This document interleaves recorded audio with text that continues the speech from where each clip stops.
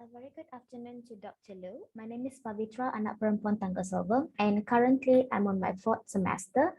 And today I would like to present on the preschool indoor and outdoor floor plan, along with the rationale on why such settings are made. And this preschool is in a semi-D, and it caters children from 4 to 6 years old. Firstly, the outdoor floor plan. And this is the outdoor floor plan of the preschool, which consists of the entrance and exit gate. And right in front of the preschool building is the pickup and drop-off point of the children. And there are also two fans placed right next to the preschool building to ensure that the children don't get access to the outdoor play and learning environment without teachers' assistance or guidance. And I'll focus more on the backyard of the preschool building. The back of the preschool building refers to the outdoor play and learning environment for the children. And right after the children step out to the play and learning environment, they will get access to water bottle shelf where they can place their water bottle, and they can go and get their water bottle when they are thirsty during their play and learning environment. And they can walk towards the shelf that consists of water play and sand play materials to get access to the materials that they need for the water and sand play. And then they can go to their particular sand play and water play area that is placed in the middle, which makes the teachers to easily assess and observe the children. And the next to the behind of the sand play and water play area is the garden area. And the garden area consists of various trees such as fruit trees like banana tree, papaya tree, mango tree, and various of flowers which has been planted for children learning and exploration, and also for the gardening session. And this area might also used by the teachers during science lesson or experiment. And there are also two bench placed in the garden area for the children to sit down and get some rest, or to sit down to take note of any observation during an experiment or activity. And at the end, there is a sink and rubbish bin where the children can get their hand washed before they get into their indoor learning, and to throw rubbish without throwing it on the floor. And on the right hand side, there is a huge outdoor playground which consists of various developmentally and child appropriate equipment and materials for the children to get access. And there will also be a signboard on the do's and don'ts as a rules for the children when they are involved in this outdoor play and learning environment. And the red dotted lines also refer to the wall of the preschool building to guard the building and environment of the preschool. And the floor of the outdoor environment are full of grass. It is not tar road. It is full of grass to avoid any injuries or accidents that occur to the children during the play and learning session. Moving on to the materials in each area. In the outdoor play and learning environment, there were three main areas, which is the outdoor playground, sand play area, and water play area. In the outdoor playground, the children can get access to slides, swings, monkey bar, seesaw, merry-go-round, and vertical climbing walls. Whereas in sand play area, the children can get access to trucks, buckets, seashells, plastic scoops, funnel, and toy figures. And for the water play area, the child can get access to buckets, toy figures, plastic water ducks, plastic balls, measuring cups, and plastic bottles. And the materials for the sand play and water play area can be found in the shelf, as it is for hygiene and safety purpose. Because if these materials are placed in the particular water play and sand play area, there might be insects get into those materials which might danger the children. And moving on to the safety measures of the outdoor play and learning environment. The walls are built around the preschool environment, and there are also fence placed in between the both sides of the preschool to ensure the children don't get access to outdoor play and learning environment without teachers' guidance. The shelf used are child size. The floor is grass to avoid injuries, and the equipment and materials used are child appropriate and developmentally appropriate. Moving on to the indoor floor plan. This is the indoor floor plan. There is an entrance and exit. The both uses the same gate, and right in front, when we step into it, there is a large transition and waiting area, and it is placed right in front of the entrance or exit gate, which helps the transition of the children, and which transition of children easy, where they can go in and out easily.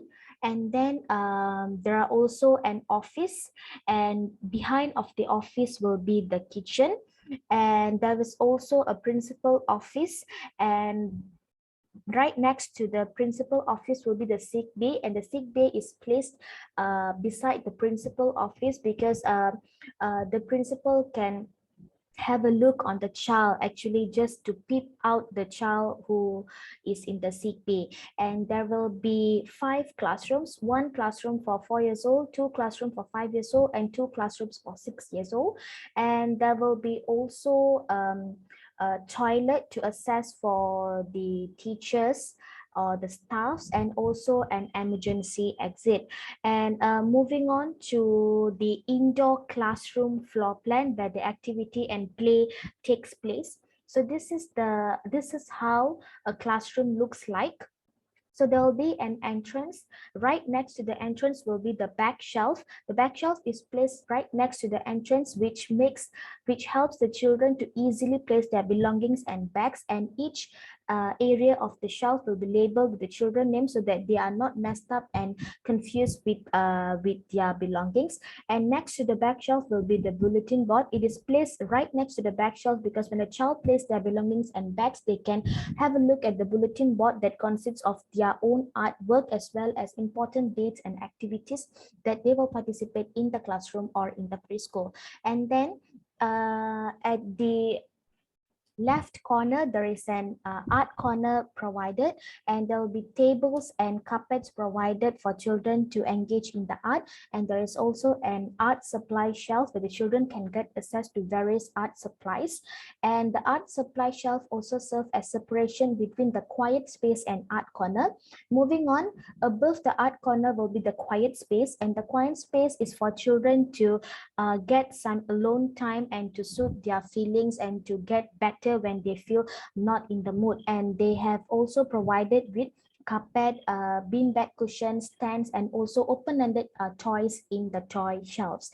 And top of it will be the mini library, where children can get access to various of storybooks, audiobooks, encyclopedias, and many more.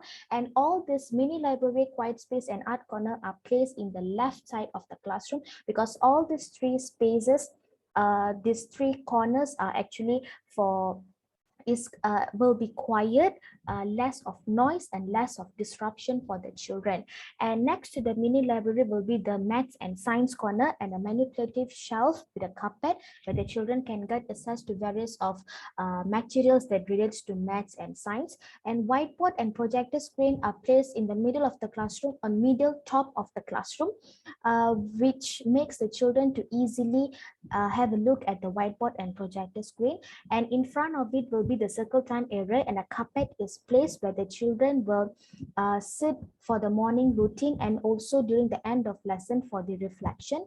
And also there will be 3 activity and learning table placed in the middle of the classroom, as the children can face the whiteboard and projector screen. And this activity and learning table arrangement are made in a group, as it helps children to develop their social skill, friendship, and scaffolding and ZPD might also occur during with the existence of more capable peers in the group. And then there is also teacher's desk right beside the circle time area, and it is nearby to the whiteboard and activity and learning table area, where the children can easily and quickly get to the teacher if they have any problem or doubts or concerns.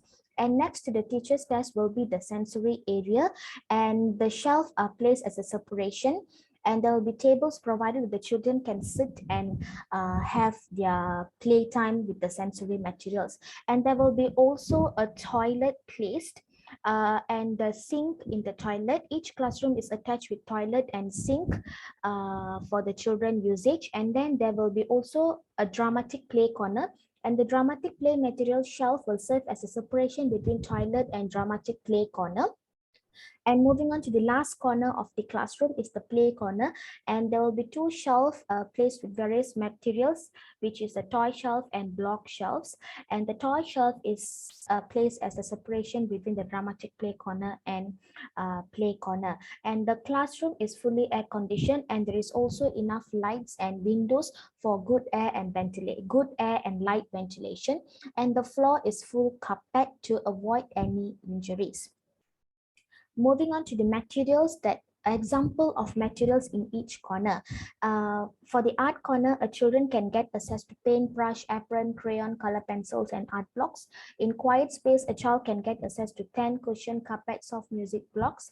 In science and maths corner, child can get access to puzzles, life cycle of rock chart, thermometer, science book, measuring cups and spoons. In sensory corner, play-doh container with bins with hidden toy, rubber balls, bubble wrap, beanbag chair. In dramatic play corner, play money, jewelries, baskets, clothing, props, and as well as in play corner, they're able to get access to blocks, Legos, board games, toy animals, and soft toys. And moving on to the safety measures of the indoor environment and indoor classroom environment, all the edges of the furnitures are guarded. All the furnitures used, which includes the shelf, the racks, the tables, the chairs, are all child size, and the floor is carpet to avoid any injuries or accidents during their play and learning.